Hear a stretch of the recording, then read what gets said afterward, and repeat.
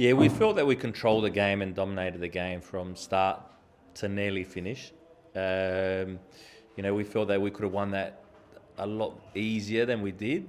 But in the end, we had to find a way in the last 5 minutes because, the last two games we conceded goals in stoppage time. So the boys would have been a little bit anxious that, could have happened again, but we had to dig in. And I was just really happy for, the players kept the clean sheet against a side that scores a lot of goals, creates a lot of chances. We restricted them. I think other than the one at the end that hit the crossbar, I don't think they had a chance all game. And then we had plenty. 24 shots. We controlled the game. It was a good performance.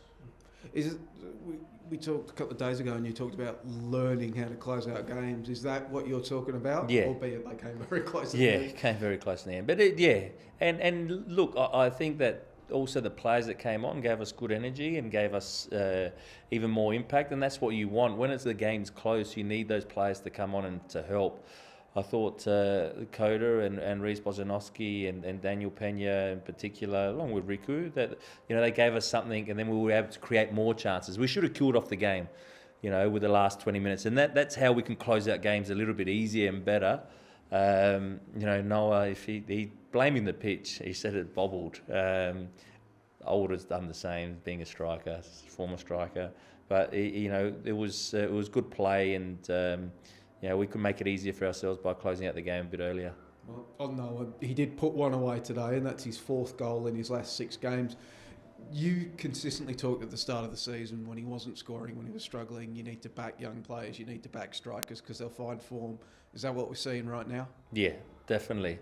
And as a club, we put faith into, a lot of our younger players, and in particular Noah. We said at the start of the season, this has to be, Noah needs to play regular football. He has to be playing on a consistent basis. And even though we haven't got experienced players up top around him, he needs to find a way to get through difficult situations. And it's been difficult, it has, for him and for, us as a team, because we hadn't been winning games, creating chances, not putting them away, and as a striker, the pressure can build on you.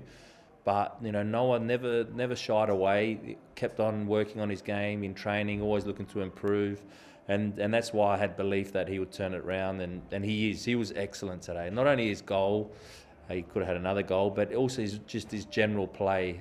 Against 2 experienced central defenders, he was able to hold up the ball, able to bring others into play. His movement in the box he was really good. Points of personal satisfaction for you as well, former striker, mentoring a young striker and seeing them break out like this?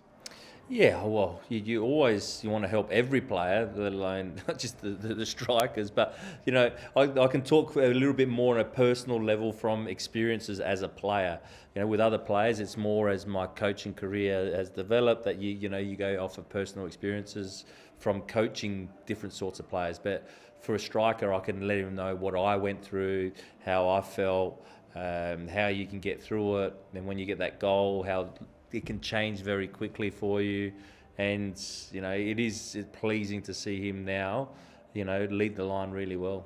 I mean, Olyroos have a tournament in the international window coming up, but are you increasingly resigned to losing him in April for the championships? Yeah, I believe he'll go. Unfortunate for us, but good for Noah.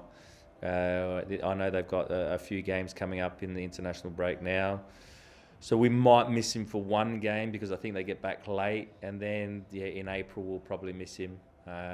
But that's part of his journey, our journey to help the younger players, and they represent us as well as a club on the global stage. So hopefully they get to qualify for the Olympics, because we really want to see our players go into the Olympics and showing the world what they can do.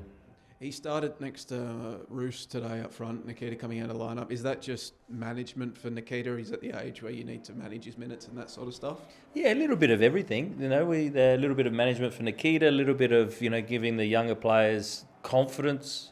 I think Michael Roos has been playing well without, scoring goals. But, he gives us a lot of energy. He's a type of player that any defender will hate to play against because he's quite physical. And we decided to go that way. And next week could be a little bit different against the Wanderers. But I'm glad that Daniel got minutes into his legs as well. His ankle hopefully pulls up all right. I thought Grimaldi was excellent. I thought that was his best game. He's always getting into good goal scoring opportunities as well. He's good in tight areas, and he's able to create chances for his teammates as well. I mean, in terms of the chances you were creating, was it almost a sense that maybe like you were getting into the box, but there was maybe one too many passes when you were getting into the box, and maybe you need to pull the trigger a bit earlier next time? Yeah, sometimes, but then I thought that we still were able to get shots away, but we saw that they were defending very deep, especially in the first half when we were crossing the ball, and it was like, okay, they're defending so deep, we might be able to combine a little bit closer to the 18 and see if we can get shots away there. And we did. In the second half, we had a few good chances. Lockie had one that I think went over the bar with his left foot. Coda had one, and Noah had a couple, and Grimmer had a couple. So we will still be able to create good chances inside the box. Do you feel like you're really beginning to create a sense of momentum? Because, I mean, if you look at it, if games ended after 90 minutes, you'd have 12 points from your last 12 games. That would have been nice. Yeah. Yeah. But do you feel like there's a sense of momentum building now? I think so. I think that, look, it all coincides a little bit as well, that the excitement around the football club moving into Tarneit, that everyone knows that we're going to go, into a home. That's going to happen very soon.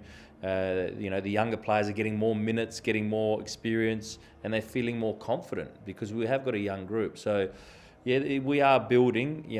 We would love to be higher on the table, of course, but all we can do is try and pick up as many good results to the end of the season, see where we end up. But this will help us in the future.